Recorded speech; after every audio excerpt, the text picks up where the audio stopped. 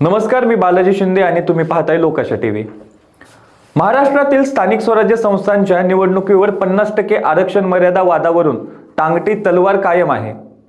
आरक्षणाच्या अंमलबजावणीत काही ठिकाणी 50%ची मर्यादा ओलांडल्याचा आरोप करत दाखल याचिकेवर आज सुप्रीम कोर्टात सुनावणी झाली। मात्र काही मुद्द्यांवर अधिक स्पष्टता आवश्यक असल्यामुळे ही सुनावणी आता मंगळवारपर्यंत म्हणजेच 25 नोव्हेंबरला ढकलण्यात आली आहे। या कालावधीत कोणत्याही नव्या निवडणुकांची घोषणा होणार नाही।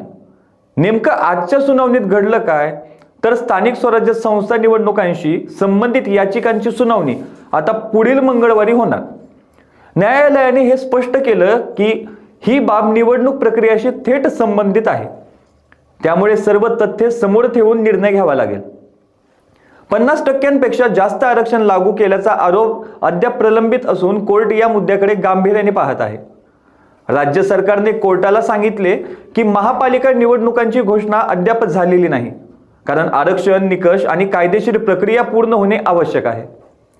आता या प्रकरणात 17 नोव्हेंबरला झालेल्या सुनावणीत न्यायमूर्ती सूर्यकांत यांच्या खंडपीठाने राज्य सरकारच्या भूमिकेबाबत नाराजी व्यक्त केली होती। 50% आरक्षण मर्यादा ओलांडू नका, नाहीतर निवडणुकाच रोखू, हा न्यायालयाचा स्पष्ट इशारा होता। भाटिया आयोगाची वैधता नंतर तपासू, पण सद्यस्थितीनुसार निवडणूक प्रक्रिया चालली पाहिजे असे त्यावेळी कोर्टाने म्हटले होते। केंद्र सरकारचे कायदेशीर प्रतिनिधी तुषार मेहता यांनी अधिक वेळ मागितला होता। त्या संदर्भातही कोर्टाने नाराजी दर्शवली होती।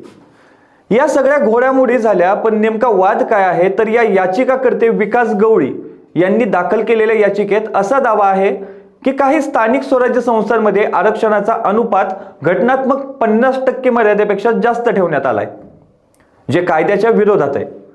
राज्य सरकारचा दावा मात्र असा की भाटिया आयोगाच्या अहवालाचा संदर्भ घेत आरक्षणाची रचना योग्य पद्धतीने करण्यात आली होती।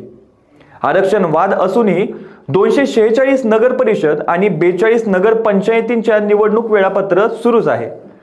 19 ते 21 नोव्हेंबर अर्ज मागे घेण्याची मुदत, 26 नोव्हेंबरला अंतिम उमेदवार यादी, 2 डिसेंबर रोजी मतदान आणि 3 डिसेंबरला निकाल। राजकीय दृष्ट्या अत्यंत महत्त्वाच्या मानल्या जाणाऱ्या या निवडणुका मिनी विधानसभा मानल्या जातात, त्यामुळे आरक्षणाचा वाद आणि सुप्रीम कोर्टाचा निर्णय याकडे सर्व राजकीय पक्षांचे लक्ष लागून आहे।